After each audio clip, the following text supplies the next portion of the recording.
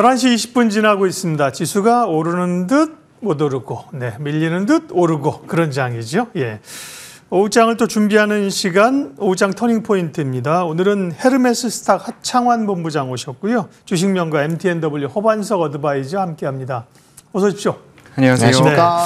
마이크론 실적 발표도 있었고 중요한 분기점들을 계속 넘어갑니다. 터닝포인트 첫 번째 내용 보겠습니다. 예, 마이크론 테크놀로지 실적 발표를 했습니다. 그에 따른 영향들, 또 엔비디아의 경쟁 심화 우려들 어떻게 볼 것이냐, 중요한 질문들이네요. 하창환 본부장님, 네. 어제 엔비디아 얘기부터 어제 엔비디아 주총이 있었습니다. 뭐 특별한 주목할 얘기가 있었나요? 그다음에 어쨌든 엔비디아는 경쟁자들로부터 도전을 받을 수밖에 없는 상황이잖아요. 그렇죠. 그런 부분은 어떻게 보세요?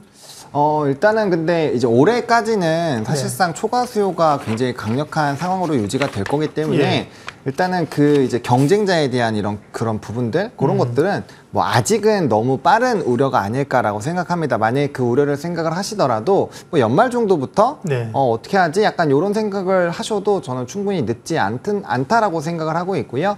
일단은 뭐 이제 주총 같은데 이런 부분에서는 큰 내용은 없었습니다. 그러다 보니까 뭔가 있겠거니라는 사실 기대감을 좀 갖잖아요. 그래서 그 부분에서 약간 좀 실망감이 있었다라고 보시면 될 것 같고, 마이크론 테크놀로지 같은 경우도 실적 잘 나왔습니다. 뭐 EPS도 잘 나왔고, 뭐 전방위적으로 잘 나왔고, 아웃룩도 나쁘진 않았는데 이게 또 일부 기관에서 훨씬 더 높은 좀 수치를 제시한 바가 있다 보니까 거기 부분에서 그러면은 이제 기관에서 예측하는 것보다 조금 전망치가 생각보다 낮네, 약간 요런 또 실망감이 나오면서 좀 눌렸는데, 기본적으로 실적이 잘 나왔다라는 것은 우리나라 기업들의 삼성전자와 하이닉스 이제 7월 5일에 잠정 실적 발표가 나올 텐데 아무래도 좀 기대감이 높아질 수 있는 부분으로 보시면 될 것 같습니다. 그래서 시장에서 워낙 기대가 컸기 때문에 거기에 따른 좀 반락이 일부 나온 것은 있는데, 또 선제적으로 거기에 따른 올라온 부분들이 있었기 때문에 뭐 너무 큰 의미 부여를 하지 않으셨으면 좀 좋겠다라고 보시면 좋을 것 같고, 그래서 금일 삼성전자와 하이닉스 같은 경우도 장 초반에는 빠졌잖아요. 한 0.87까지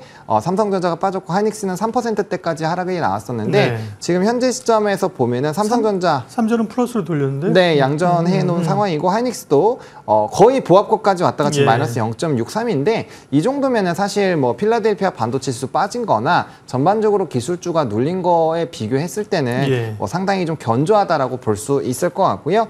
금일 이제 뭐 수급적인 부분에서도 사실상 선물이 장중에 1조 거의 한 2천억 정도까지 매도 포지션이 나왔는데, 뭐 일단은 저는 개인적으로 배당락 부분들이 좀 크게 영향을 준 것이 아니라고 보고 있는데, 외국인들이요? 네, 근데 이제 그 부분에서의 좀 되돌림 현상들이 일부 나타나고 있다는 점을 봤을 때 뭐 지수 자체를 크게 짓누르기보다는 특정한 반기에 대한 이런 중간 배당 이런 이벤트로 수급적인 변화가 나오면서 단기적인 좀 변동성이 생겼다라고 보시면 좋을 것 같고요.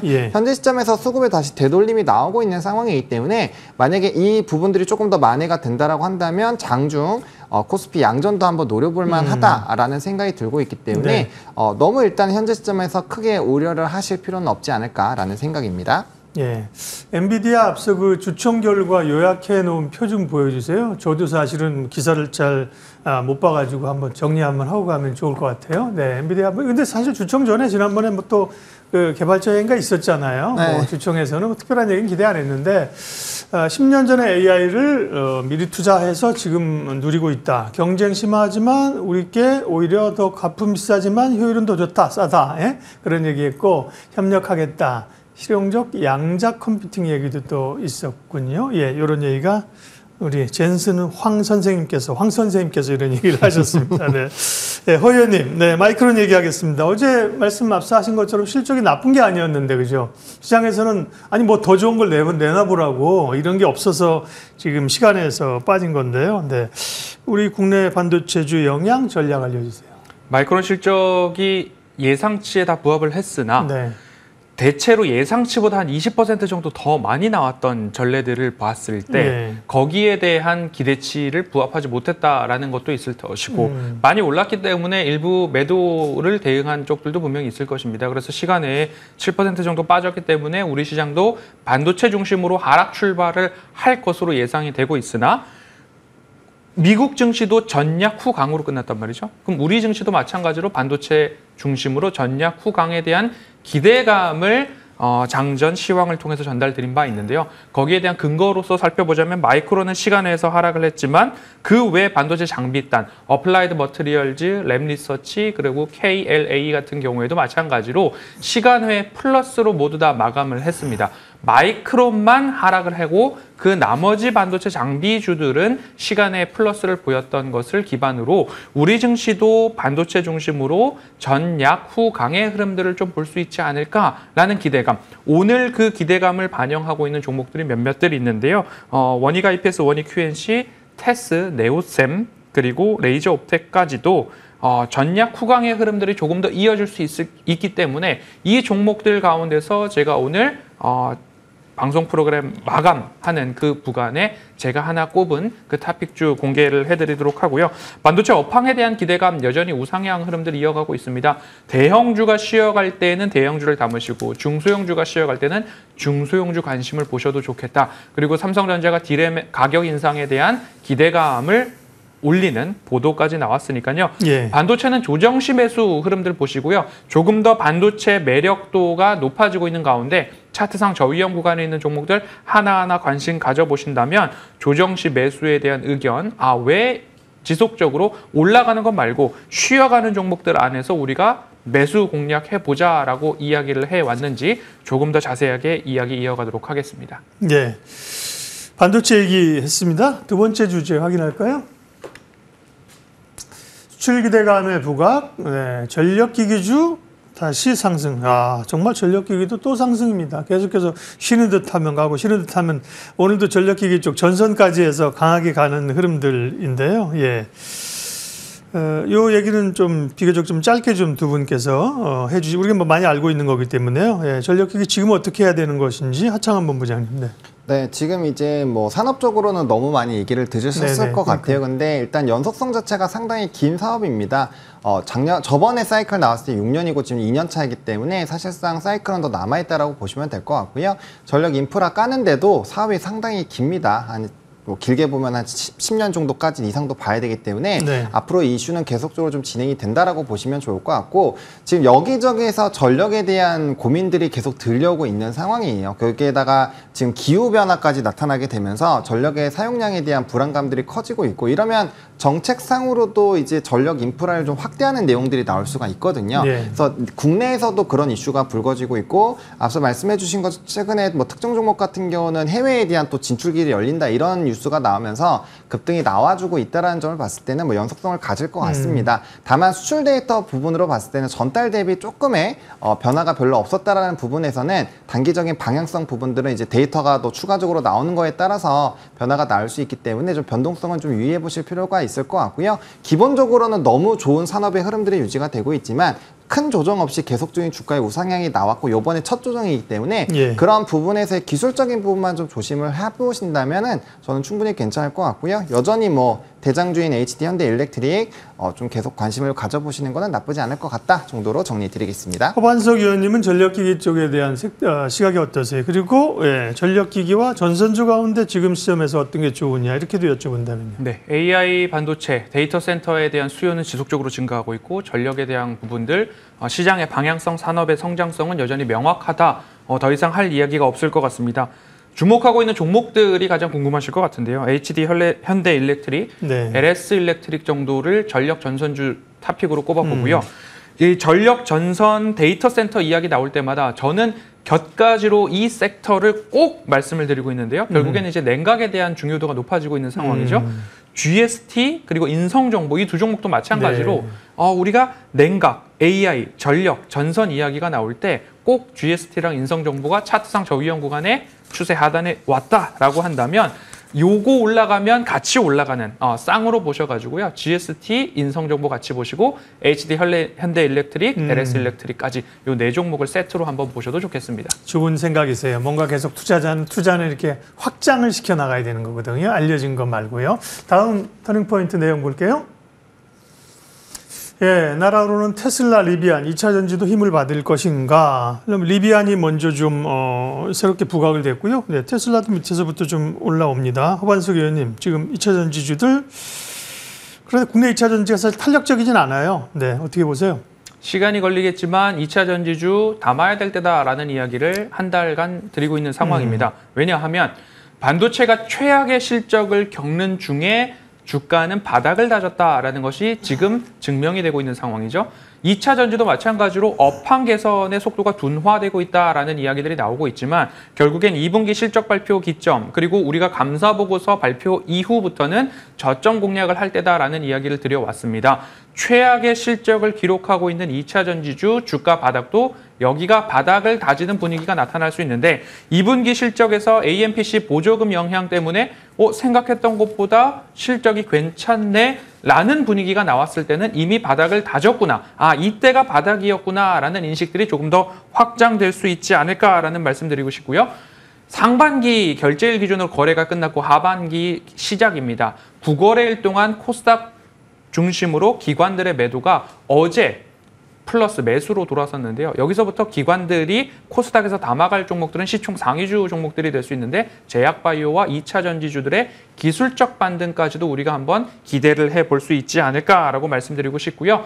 조금 더 길게 긴 호흡으로 보신다면 에코프로머티나 이수스페셜티 케미컬, 한농화성 쪽을 탑픽으로 관심주로 보고 있습니다. 약간 양극재나 이런 쪽보다는 약간 좀 지금 말씀하신 게 뭐 전구체나 뭐 전고체나 뭐 이런 쪽이네. 그렇습니다. 조금 더 미래 먹거리를 조금 더 볼 수 있는 쪽들이 2차 전지 하면 이제는 전고체 쪽들이 계속적으로 부각이 되어 왔기 때문에 우리가 유리기판 했는데 너무 늦게 유리기판이 활용된다라고 했기 때문에 기대감이 올랐다가 떨어졌지만 그 기대감으로 주가의 탄력도가 높아지는 쪽을 2차 전지에서 찾는다면 전고체 쪽들을 보셔야 되지 않을까 싶습니다. 2차 전지 이야기했고요. 또 다음 주제를 확인하도록 하겠습니다. 네, 약세장 속에 믿을 건 실적이죠. 실적 시즌인데 화장품도 뭐 대단합니다. 앞서 우리가 전력기기도 얘기하고 그랬는데 근데 화장품주가 강하긴 한데 아침에 봤을 때보다는 종목별로는 조금 변동성이 있으면서 강한 건 강하고 또 조금 밀리는 거는 밀리고 이렇게 좀 흔드는 것 같은 느낌도 있네요. 하창은 본부장님 전략이요? 네, 일단은 뭐 워낙 많이 올라간 종목군들이 많이 있다 보니까 장중 급등이 나오면 거기에 따른 좀 차익이 나오는 부분들은 좀 어쩔 수 없는 부분이라고 보시면 될 것 같습니다. 만약에 지수 자체가 상당히 좀 긍정적인 상황이었다라면 그 연속성이 좀 추가적으로 갖게 되겠지만 최근에는 좀 위아래 변동성이 나오는 상황이니까 좀 장중 급등이 나와버리면 좀 일단은 확정을 좀 지어보자라는 좀 투심이 강한 것 같습니다. 근데 산업적으로 봤을 때 수출 지역이 계속적으로 확대가 되고 있다라는 점, 그리고 1월부터 5월까지 수출 데이터도 지속적으로 상승을 하고 있다라는 점, 그리고 지역 다변화에 따라서 추가적인 이런 기대감이 높아진다라는 점, 그리고 아마존이 처음으로 우리나라 인디 브랜드에다가 이제 좀 이렇게 하는 방법들을 좀 소개하고 지원해주는 그런 얘기까지 나올 정도로 우리나라 K 이제 인디 화장품이 잘 팔리고 있다라고 보시면 될 것 같습니다. 그래서 이러한 분위기가 사실상 이제 소비라는 게 한 번에 탁 끊기기는 좀 쉽지 않거든요. 그렇기 때문에 좀 연속성을 갖는다라고 보시면 좋을 것 같고요. 저는 지금 시점에서 화장품이 어떠한 플랫폼으로 들어가고 이런 부분에서의 기회를 잡아보시는 것도 좋지만 결국에는 소비가 계속 되고 있고 제품이 나간다라는 관점에서 본다라고 한다면 공통적으로는 OEM, ODM 업체들이 불티나게 지금 생산을 하고 있고 생산 캐파를 확장을 해나가고 있는 상황이거든요. 그래서 그런 부분에서 본다면 후발로 못 갔었던 코스맥스나 한국콜마 같은 기업들을 지금이라면 조금 이제 후발로 좀 쫓아보시기에는 나쁘지 않을 것 같고요. 최근에 증권가에서도 목표 주가 상향 계속 나오고 있는 상황이어서 충분히 좀 관심 있게 보실만 하지 않을까라고 생각을 합니다. 네, 화장품 여전히 긍정적인 시각입니다. 다만 말씀드린 것처럼 오늘 상승했다가 이제 위에 상승폭을 쭉 반납하는 이제 기술적으로 보면 비석형이라고 그럽니다. 이런 식으로 좀 흔드는 국면도 좀 있는데요. 화장품 얘기했습니다. 마지막은 공략 종목 보도록 하겠습니다. 눈여겨볼 만한 종목들. 하창한 본부장님은 HD 현대 미포 얘기하셨는데 조선주 가운데 흐름이 굉장히 좋게 잘 나왔고요. 오늘은 조선주에 이어서 해운주 가운데 탑픽을 가져오셨군요. 네, 해운주에서 HMM을 좀 들고 왔는데 사실상 조선업에서 지금 수주를 만들어낸 그 또 트리거 자체가 이제 운임지수가 폭발적으로 좀 상장을 한 부분이거든요. SCFI 지수가 작년에 1000선에서 움직이던 게 지금 3500선을 뚫었거든요. 근데 이제 지정학적 리스크가 좀 유지가 된다라는 관점으로 본다면 아무래도 단기적으로 운임지수에 대한 상승 기조는 유지가 될 확률이 높습니다. 게다가 이제 중국의 모든 지표들이 다 좋아진 건 아니지만 성장률이나 이런 것도 시장 예상치보다 좀 상회하는 흐름들이 나타났기 때문에 만약에 중국에서 경기가 조금 더 좋아진다는 부분으로 본다면 물동량이 늘어날 수밖에 없는 부분이라고 보시면 좋을 것 같고 또 2분기부터는 성수기로 진입을 하기 때문에 지금 시점이라면 이제 바닥권에서 실적에 대한 턴어라운드 기대감으로 좀 주가의 흐름들을 노려보실 만하지 않을까라는 관점으로 HMM을 좀 보겠고요. 또 머스크사 같은 경우도 원래는 이제 영업이익 전망치가 굉장히 좀 부정적으로 나왔었는데 그게 이제 운임지수가 계속 올라가다 보니까 이거를 좀 굉장히 반대적인 부분으로 조정을 강하게 했거든요. 그래서 네. 글로벌 이제 2위 회사가 이렇게 영업 전망치를 크게 바꿨다라는 것은 그만큼 업황에 대한 변화가 급격하게 나오고 있다라는 거고 그런 부분에서 HMM에 대한 흐름들은 나쁘지 않을 것 같고 이거 연구체 전환하는 부분에서의 이슈가 있는데 전환을 다 해서 수량이 늘어나더라도 글로벌 피어 그룹 대비했을 때는 상당히 아직 저평가다라는 최근에 리포트가 상당히 있습니다. 그래서 그런 부분에서 충분히 좀 노려볼 만하고요. 가격 전략 같은 경우는 목표가는 21,500원을 일단은 첫 번째 전고점 라인 부분들을 한번 트라이를 해볼 거고요. 그 부분 좀 추세적으로 뚫어주게 된다라고 한다면 중장기적으로 올라갈 수 있기 때문에 그때부터는 이제 계단식으로 정리를 해보시면 좋을 것 같고요. 또 바닥권에서 움직이는 종목이긴 하지만 만약에 운임지수가 단기적인 뭐 흐름으로 끝난다라고 한다면 또 빠르게 차익이 나올 수 있기 때문에 손절 라인 16,500원 꼭 지켜주시면 좋을 것 같습니다. 한때는 흠슬라라고 불렸다. 그런 적이 있었죠. 그렇죠? 맞습니다. HMM. 네. 관심주고요. 해운주도 좀 관심권에 있죠. 허반석 의원님은 바이오 얘기하시면서 Y바이오로직스 말씀하셨는데 역시나 수익이 견조하게 잘 나고 있고요. 오늘 관심주는 앞서 바이오가 아니라 예고하신 게 반도체 소부장 가운데 한 종목을 언급하겠다고 하셨어요. 말씀해 주십시오. 네, 테스 말씀드리도록 하겠습니다. 반도체 오르지 않은 반도체 추세 저점에서 확인을 하시면 좋습니다라고 원익 IPS, 원익 QNC부터 따박따박 말씀을 드렸고요. 네. 그리고 나서 테스도 지금 121선에서의 저점을 찍고 강한 반등이 좀 나타나고 있는데 아직까지 목표가를 3만 원까지는 열어놓고 볼 수 있기 때문에 상승의 룸이 조금 더 남아있더라라고 보시면 좋겠고 외국인들이 상승을 주도하고 있고 거기에 기관의 매수세가 조금 더 불을 지피고 있는 모습들 나타나고 있습니다. 반도체 전공정 증착 장비에 이어서 추가적으로 메모리 업황의 반등 흐름들 좋게 나오고 있고요. 낸드 수요 개선에 따라서 가동률 자체가 80%를 상회하고 있다라는 소식까지 전달이 되고 있는 상황입니다. 신제품으로는 저온식각 관련한 장비 개발 완료했다라는 이야기 나타나고 있고 삼성전자에서 앞서서도 말씀드렸지만 D램 가격 인상에 대한 이야기들 나타나고 있기 때문에 장비 매출이 60에서 90%가량 차지하고 있고 주 매출처가 삼성전자, SK하이닉스 모두 다 공급하고 있는 회사입니다. 그러면 삼성전자, SK하이닉스의 우상향 기조가 올해로 끝나지 않고 내년 후년도까지 이어갈 수 있고 2분기, 3분기에 대한 실적 우상향 흐름들이 나타나게 된다라고 한다면 테스와 관련한 테스뿐만 아니라 반도체 소부장 관련한 종목들도 추세 저점에서의 반등은 우리가 기다리기만 한다면 조금 더 과실, 수익을 얻을 만한 기회들이 더욱더 많더라. 테스 목표가 3만 원이고요. 손절가 24,000원 말씀드리고요. 오늘 오후에 주식사관학교 방송이 있는데요. 이 방송 이후에 공개 방송 또 진행합니다. 하반기에 매매가 이제 시작되었습니다. 하반기 우리가 이렇게 투자하면 어떨까요? 라는 의견, 섹터와 업황, 종목까지도 함께 살펴보도록 하겠습니다. 네, 투자자들에게 테스형이라고 불리는 테스. HMM은 흠슬라 뭐 이런 다 닉네임이 붙었던 적이 있습니다. 예, 오후장 터닝포인트 반도체 이야기했고요. 또 주요 섹터들 뭐 화장품이나 전력기기 얘기했고 관심주까지 알아봤습니다. 헤르메스 스탁 하창한 본부장 MTNW 허반석 어드바이저 함께해 주셨습니다. 고맙습니다.